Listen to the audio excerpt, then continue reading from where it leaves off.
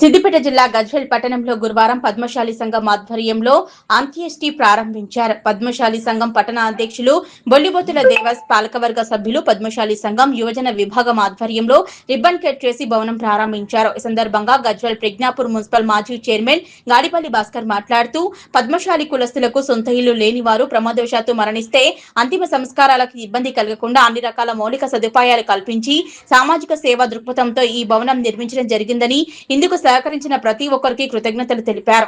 ఈ కార్యక్రమంలో 3వ వార్డు కౌన్సిలర్ కాముని మురళి, పద్మశాలి సంఘం మాజీ అధ్యక్షుడు దుర్గా ప్రసాద్, రాజారాం, రాష్ట్ర నాయకులు ఆడేపు బాలచంద్రం, టి రాజు, గాడిపల్లి శ్రీనివాస్, వర్గం రాజేశం, తెలకొక్కుల రాజేశం, కోటా కిషోర్, పాషికంటి శ్రీనివాస్, నాగరాజు, నీత, షేర్ల నర్సింహులు, భాస్కర్, రాచకొండ శ్రీనివాస్, మహేష్, పద్మశాలి సంఘం జిల్లా యువజన విభాగం అధ్యక్షులు అనూప్, గజ్వేల్ ప్రజ్ఞాపూర్ యువజన విభాగం అధ్యక్షులు ప్రేమ్ కుమార్, లయన్ ఎల్లం, రాజు, మధు, సుధన్, రాజేందర్, పద్మశాలి సంఘం సభ్యులు పాల్గొన్నారు.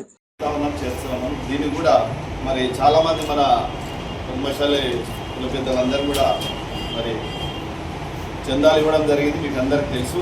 మరి యొక్క అదృష్ట భవనానికి మరి వారికి అందరికీ కూడా పేరు పేరున ధన్యవాదాలు తెలియజేస్తా ఉన్నాను. మరి వారి యొక్క పేర్లు ముఖ్యంగా మరి 50 కవి తెలకొక్కుల మధు మన్సూదర్ గారు ఇచ్చారు.